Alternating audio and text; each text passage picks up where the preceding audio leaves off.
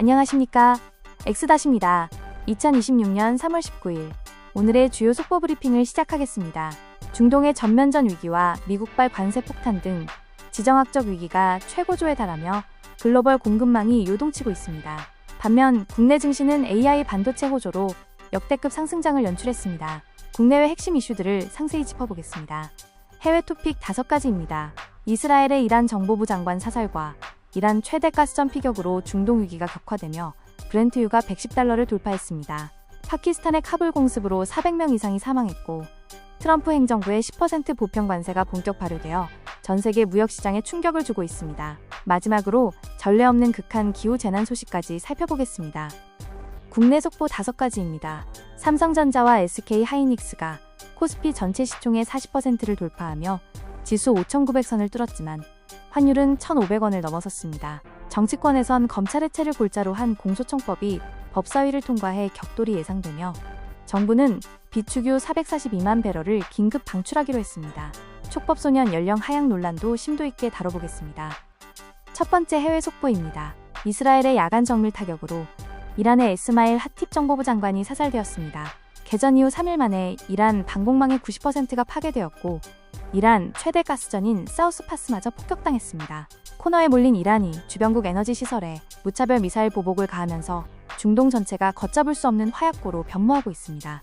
두 번째 소식, 글로벌 에너지 물류의 심장인 호르무즈 해협이 멈춰섰습니다. 전 세계 원유 수요의 8%에 달하는 하루 800만 배럴의 공급이 증발하며 브렌트유가 $110를 돌파했습니다.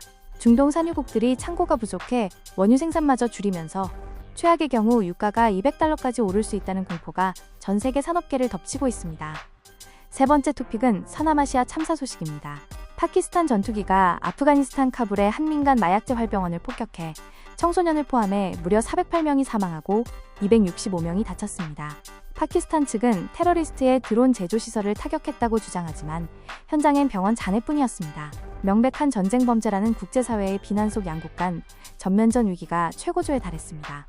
네 번째 소식은 미국의 관세 폭탄입니다. 트럼프 대통령이 연방대법원의 위헌 판결을 우회하기 위해 무역법 제122조를 꺼내들었습니다.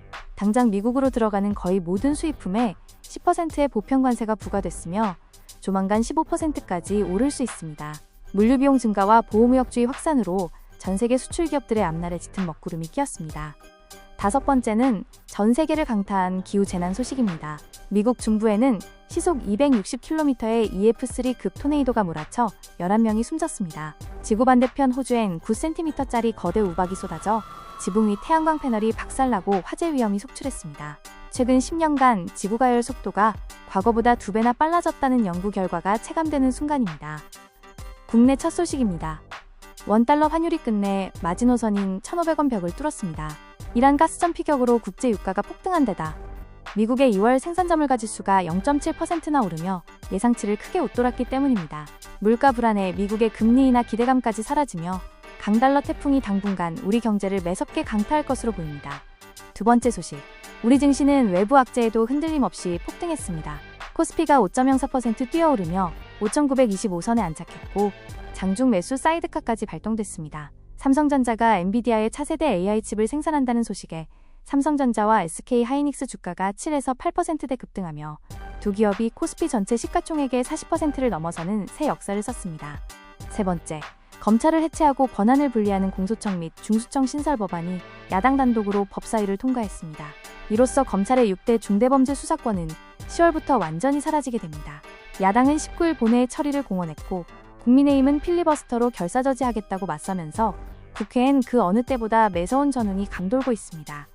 네 번째 속보입니다. 정부가 중동발 에너지 쇼크 방어를 위해 국가전략 비축유 442만 배럴을 긴급 방출하기로 결정했습니다.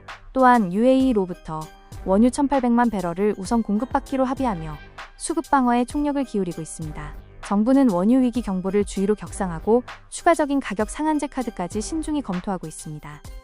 마지막 국내 소식입니다. 나날이 흉포화되는 청소년 범죄에 대응해 형사처벌을 받지 않는 촉법소년 연령을 만 13세로 낮추는 방안이 추진되고 있습니다.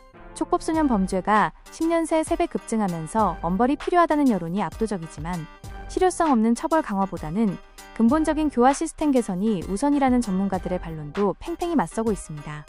오늘의 총평입니다. 이란, 수네보 피살과 호르무즈 해협 봉쇄로 전 세계가 사상 초유의 에너지 위기를 맞았습니다. 미국발 10% 관세 폭탄과 기후 재난까지 겹치며 원달러 환율은 1,500원을 돌파했습니다. 하지만 이런 겨박제 속에서도 우리 증시는 AI 반도체 독점력을 무기로 코스피 5,900선을 돌파하는 놀라운 저력을 보였습니다. 밖으로는 생존을 위한 외교 안보 총력전이, 안으로는 사법체계의 대대적인 격변이 대한민국을 뒤흔들고 있는 오늘입니다. 이러한 위기 속에서 우리가 주목해야 할 비즈니스 섹터는 단연 AI 반도체와 에너지 방어주입니다. 유가 폭등은 고전력 효율을 자랑하는 한국의 HBM 반도체 수요를 오히려 폭발시키고 있습니다. 지정학적 리스크를 피할 수 있는 원전 및 신재생에너지, 그리고 해운 물류 밸류체인 관련 테마군의 움직임을 예의주시해야 합니다. 혼돈의 글로벌 정세 속에서도 기술 주권이 국가의 든든한 방패가 되고 있습니다. 지금까지 오늘의 핵심 이슈 브리핑이었습니다. 시청해주셔서 감사합니다.